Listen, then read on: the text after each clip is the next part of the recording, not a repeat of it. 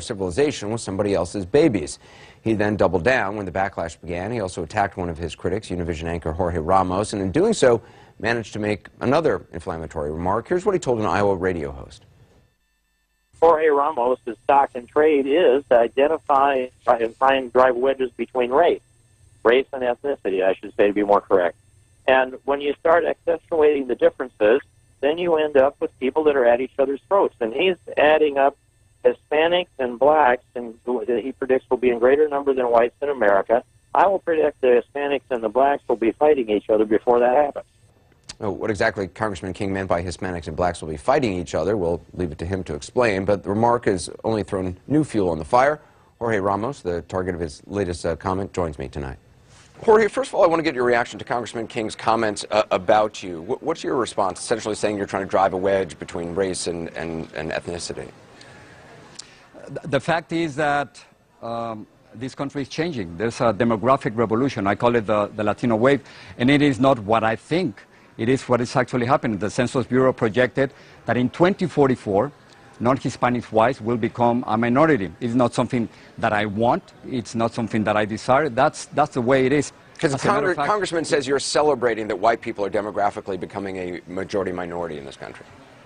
Well, actually, what I'm celebrating is the diversity of this country, which I find it incredibly beautiful. The essence of the United States is its diversity. The essence is that it's a multicultural, multi-ethnic, multiracial country created by immigrants. That Declaration of Independence, in which we know that all men and women are created equally, is just fantastic. That's what I'm celebrating.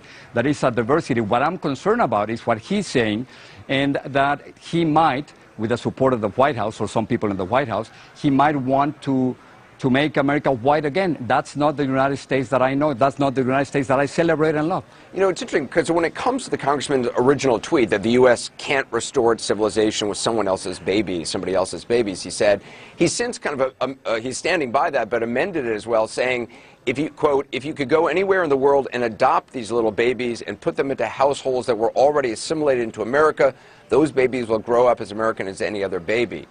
Essentially, I mean, his whole notion, it's such a rejection of the belief that immigrants to this country actually add to the culture, that it's not just about, you know, kind of adopting, that the culture is a changing thing, and that's actually a positive thing, that we learn new things from new people who arrive.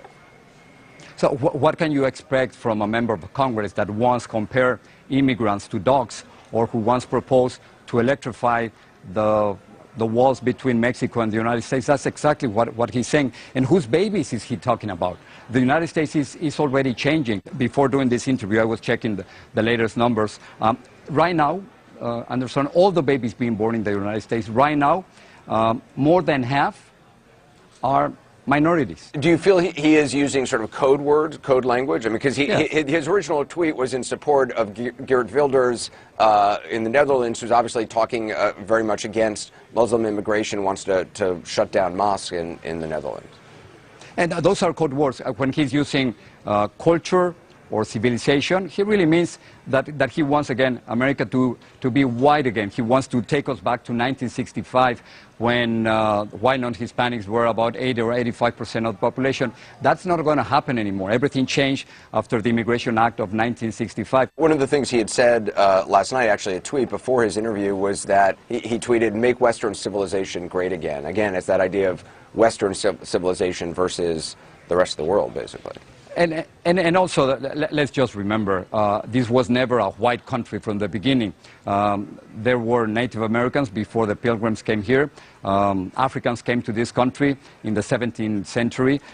Spanish was being spoken here before English in 1513. So this has always been a diverse country. And I think that's exactly what we have to celebrate and to protect. Well, also, I mean, the notion of who is American now, when you look back when Irish immigrants were coming here in large numbers, I mean, there was a huge movement against Irish immigrants, and now they are, you know, part of, I mean, they are just as American as everybody else who's an American citizen here. So, I mean, that it's very much a how you view what an American is, I mean, that changes over the decades. Exactly, and And you know, lately, some people don't like the fact that I've been saying that this is our country. It is yours and mine and ours. And when I mean our country, I mean it's Latino, white, African Americans, natives, Asians. There is a push, at least on the left, to try to attach Congressman King's comments to the president. I mean, is that really fair? Because Sean Spicer today at his press conference said, quote, "I think the president believes that this is not a point of view that he shares. He believes he is president for all Americans," so I'll leave it at that.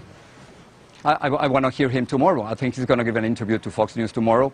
I would like to hear President Trump saying, "No, I do not agree with Congressman King." I think that would be fantastic. So that's a question for the interviewer. And on the other hand, we also have to remember that Trump during the campaign made many racist remarks. He criticized Mexican immigrants for being rapists and criminals and drug traffickers, and that's absolutely false. So, so if many people are making the comparison between Congressman King and President Trump, it's precisely for a reason, something that Trump said actually on June 16, 2015.